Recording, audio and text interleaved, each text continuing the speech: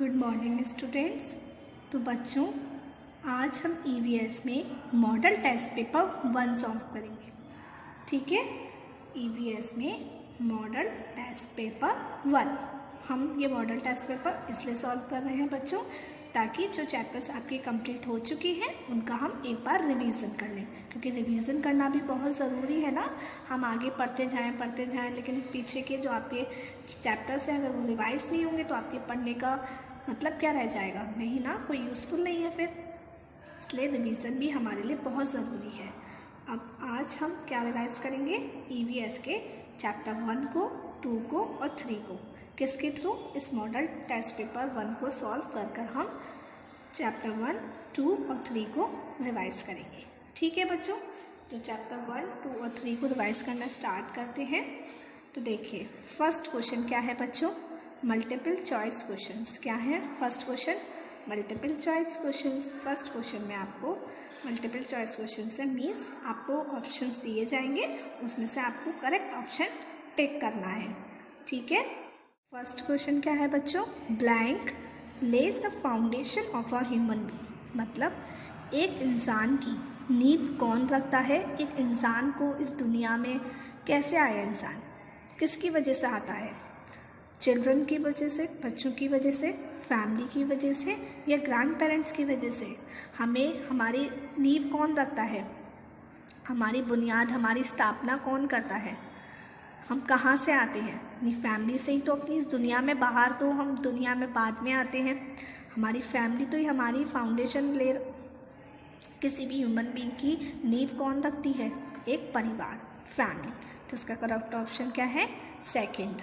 Next देखिए बच्चों, parents who adopt the child are called. मतलब जो पेरेंट्स बच्चों को गोद लेते हैं, होते हैं ना, जिन पेरेंट्स के क्या नहीं होते हैं, बेबीज़ नहीं होते हैं, तो वो बच्चों को क्या ले लेते हैं?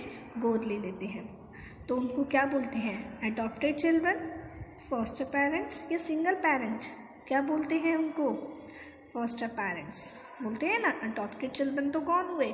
जिन बच्चों को गोद लिया जाता है। सिंगल पेरेंट तो इसका ऑप्शन नहीं है, तो इसका ऑप्शन करेक्ट कौन सा है? Second option. आगे देखिए बच्चों, who give birth to babies. बच्चों को कौन जन्म देते हैं? बच्चों को कौन जन्म देते हैं? मैमल्स, एडल्ट्स या फ्रॉग्स? कौन जन्म देते हैं? मैमल्स। मैमल्स की हिंदी क्या होती है? स्तनधारी या स्तनपायी। मैमल्स ही तो होते हैं, उनको हम मैमल्स कहते हैं जो बच्चों को जन्म देते हैं। Our whole body is covered with. हमारी पूरा जो शरीर है, हमारा पूरा शरीर किससे कवर है? टंग से, जीभ से। स्किन, नोज, किससे कवर है हमारी पूरी बॉडी? टंग से तो नहीं है ना।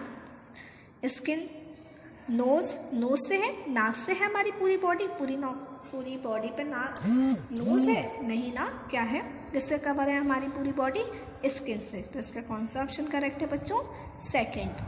आगे देखते हैं क्या है नेक्स्ट क्वेश्चन बच्चों, which is the most sensitive part of our body. हमारी बॉडी का सबसे सेंसिटिव पार्ट, सेंसिटिव मीन्स नाजुक, जो नाजुक होता है बहुत ईजिली अगर हम उस पर कुछ भी टच करें, सपोज बहुत ही नाजुक होता है वो। जैसे ईयर्स तो नाजुक होती नहीं है हमारे। आइज़ भी इतनी नाजुक नहीं होती है। सबसे ज़्यादा नाजुक होती है हमारी टंग। आपने देखा है, आप अचानक से कुछ गर्म पी लेते हैं या फिर, तो हमारे ईजिली क्या होता है, हमारे टंग पर बहुत जल्दी सेंसेशन चालू हो जाती है ना, बहुत जलन चालू हो जाती है। तो टंग हमारा सबसे ज़्यादा मोस्ट सेंसिटिव पार्ट है। और मैंने आपको ये भी बताई थी कि जो हमारी फिंगर की टिप होती है वो भी बहुत सेंसिटिव होती है। ठीक है, तो इसका कौन सा ऑप्शन करेक्ट है बच्चों? बी, सेकेंड, टंग। आगे देखते हैं बच्चों। अब बच्चों क्वेश्चन नंबर सेकंड क्या है, फिल इन द ब्लैंक्स। आपको फिल इन द ब्लैंक्स करने हैं। देखिए फर्स्ट क्या है, joint family is also known as. Joint family को हम और क्या कहते हैं? जॉइंट फैमिली क्या होती है? जिसमें चाचा चाची, दादा दादी, ताई ताऊ, बुआ सब हमारे साथ रहती हैं एक ही छत के नीचे। तो ऐसी फैमिली को हम जॉइंट फैमिली कहते हैं। तो जॉइंट फैमिली का एक और नेम होता है, क्या होता है? Extended family. क्या होता है बच्चों? Extended family, EXTENDED, extended family. Next देखिए बच्चों, the skin is very sensitive to heat, blank and black. हमारी जो स्किन होती है वो किसके प्रति बहुत नाजुक होती है? हीट, अगर कोई हमारी स्किन से गर्म चीज़ छुप जाती है, टच हो जाती है तो हमें बहुत जलन होती है। और हम कह सकते हैं कोल्ड, ठंडी, ज़्यादा ठंडी चीज़ हो तो भी हमारी स्किन उसके प्रति बहुत सेंसिटिव होती है। तो हम कह सकते हैं हीट, कोल्ड और पेन। अगर कोई सपोज चोट लग जाए तो दर्द भी बहुत होता है हमारी स्किन पे। तो क्या? Cold and pain. क्या आएगा यहाँ पे? Cold and pain. अगला देखिए, tiny odour particles enter our nose through our blank. जो छोटे छोटे ओडर पार्टिकल्स, मतलब जो हमारी नाक में हम जो सूंघते हैं, स्मेल करते हैं, तो जो भी जिसकी भी हम स्मेल ले रहे हैं तो उसके जो छोटे छोटे पार्टिकल्स होते हैं वो हमारी नोज तक आ जाते हैं और हमारे कहाँ हो जाते हैं? नॉस्ट्रिल्स में। कहाँ? नातूने जो होते हैं, नॉस्ट्रिल्स होते हैं, वहाँ एंटर हो जाते हैं। तो यहाँ पे क्या आएगा? नॉस्ट्रिल्स।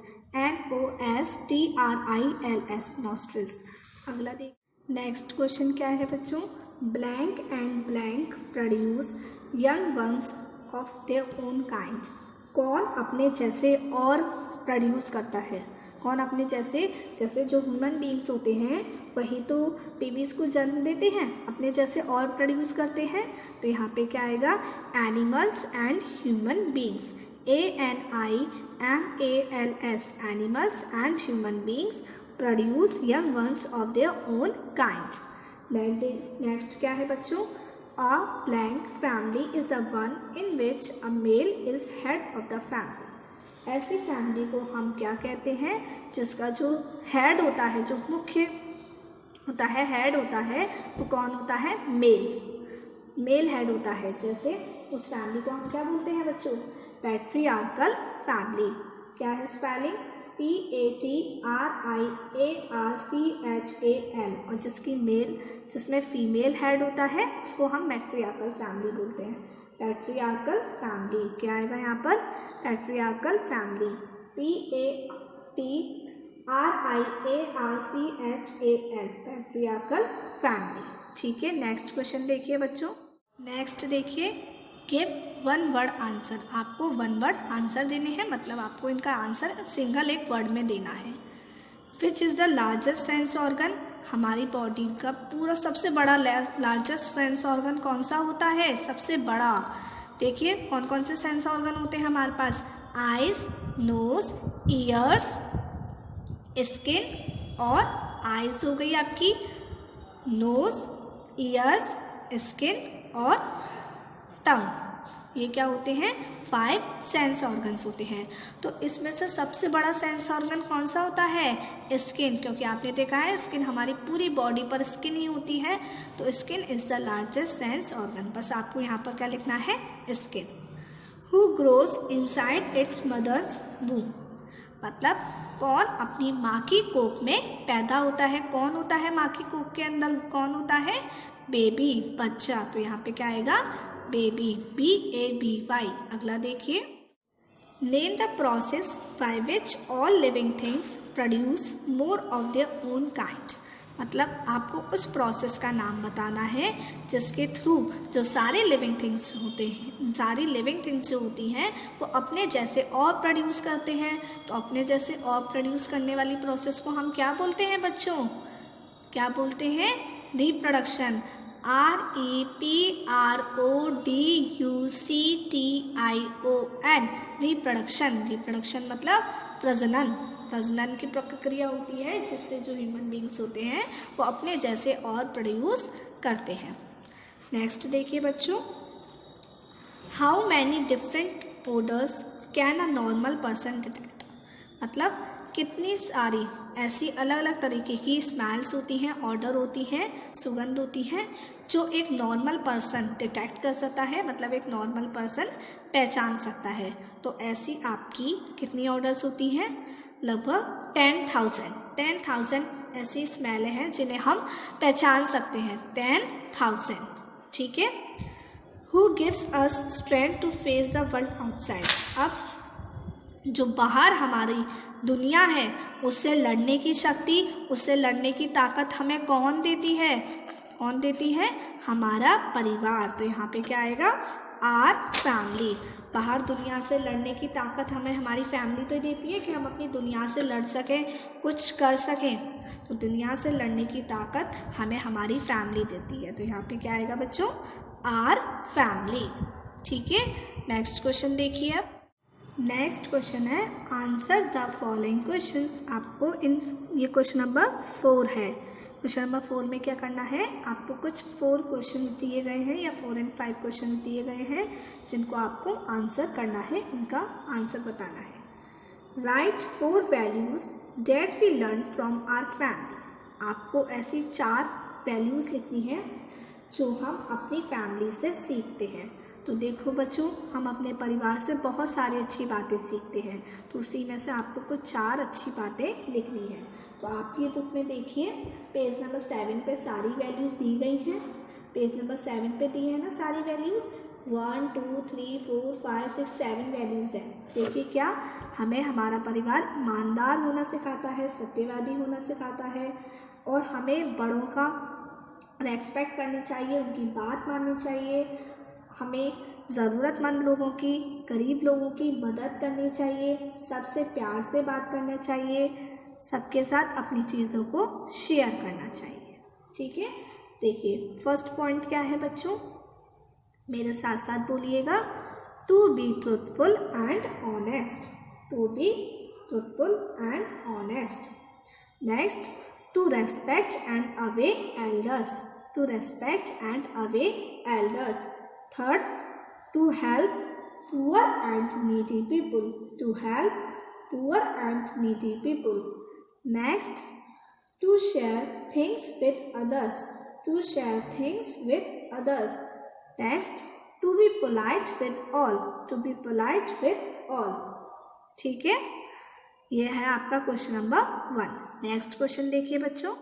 नेक्स्ट है what is adoption. What is adoption. Adoption क्या होता है? अडॉप्शन मतलब क्या होता है? गोद लेना। हम किसी को अडॉप्ट करते हैं, गोद लेते हैं, तो उस प्रोसेस को हम बोलते हैं अडॉप्शन। ठीक है, देखिए, when someone brings up a child who is not born to them, it is called adoption. मतलब जब कोई एक बच्चे को पालता है जो उससे जिसको उसने जन्म नहीं दिया हो, उसको हम अडॉप्शन बोलते हैं। अगेन मैं रिपीट करती हूँ, मेरे साथ बोलिए सभी बच्चे। When someone brings up a child, when someone brings up a child who is not born to them, who is not born to them, it is called adoption. It is called adoption. ठीक है बच्चों, आया सभी को समझ में? Next देखिए बच्चों, नेक्स्ट क्या है? Who are differently abled people. कौन डिफरेंटली एबल्ड पीपल होते हैं? विकलांग लोग कौन होते हैं?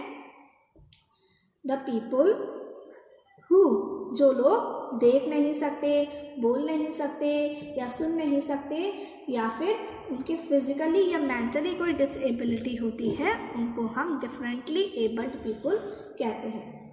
तो कैसे बनेगी इसकी हिंदी? इसकी अगर हम बच्चों इसको इस तरीके से बोल सकते हैं, the people who may be blind, deaf, dumb और विथ अदर फिजिकल और mental disability are called differently abled people. क्या होगा?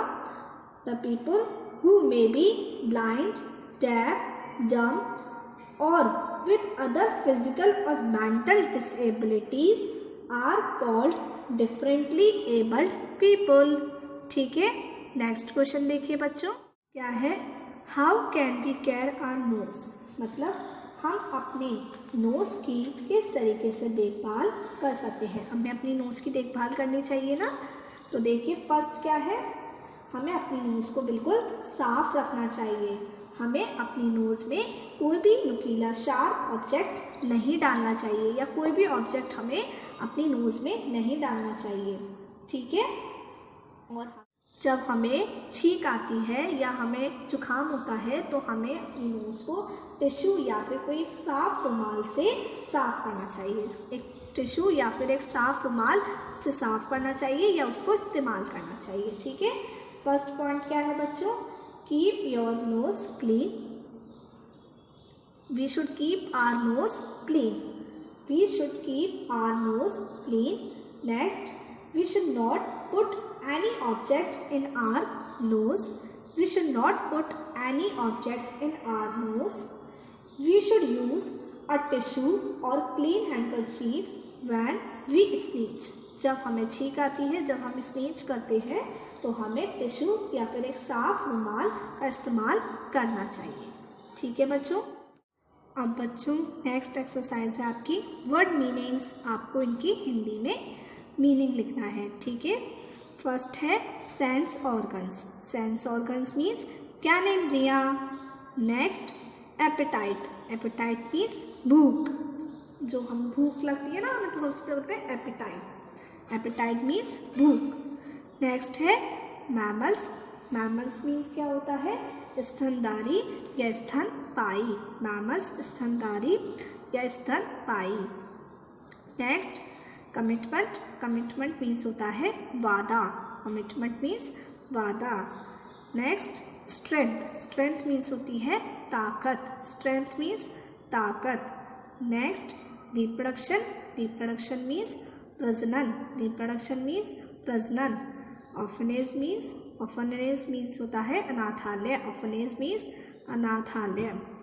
विजुअली इम्पेयर्ड पीपल मीन्स दृष्टिहीन लोग, जिन्हें देखने में कोई प्रॉब्लम होती है, जो देख नहीं पाते हैं, उन लोगों को हम विजुअली इम्पेयर्ड पीपल कहते हैं। तो क्या है देखिए, सेंस ऑर्गन ज्ञानेंद्रियाँ, एपेटाइट भूख, मैमल्स स्तनधारी या स्तनपाई, कमिटमेंट वादा, स्ट्रेंथ ताकत, रिप्रोडक्शन प्रजनन, ऑर्फनेज अनाथालय, विजुअली इम्पेयर्ड पीपल मीन्स दृष्टिहीन लोग। ठीक है बच्चों, तो ये था आपका मॉडल टेस्ट पेपर 1। इसके अंदर कितने क्वेश्चंस थे? 5 questions. First MCQs, fill in the blanks, one word answer, answer the following questions and word meanings. ठीक है, आई होप आपको ये पूरा मॉडल टेस्ट पेपर अच्छे से समझ में आया होगा। अब आपको बहुत ही साफ तरीके से सुन लीजिए ध्यान से। अगर किसी ने भी बहुत गंदा भेजा ना, मैं बिल्कुल काट दूंगी आपका। आप ये भी सोचा करिए कि आपको इन्हीं से पढ़ना है, आपकी यही नोटबुक है, आपको इसी से पढ़ना है, तो आपको उसको इतना क्लीन रखना चाहिए, इतना साफ रखना चाहिए कि कभी भी कोई भी अगर आपकी नोटबुक देखे तो आप देख सकें, पढ़ सकें, उसको समझ सकें। ठीक है, तो आपको नीट एंड क्लीन पूरे मॉडल टेस्ट पेपर 1 को अपनी EVS नोटबुक में सॉल्व करना है। Okay, now take care. Goodbye everyone.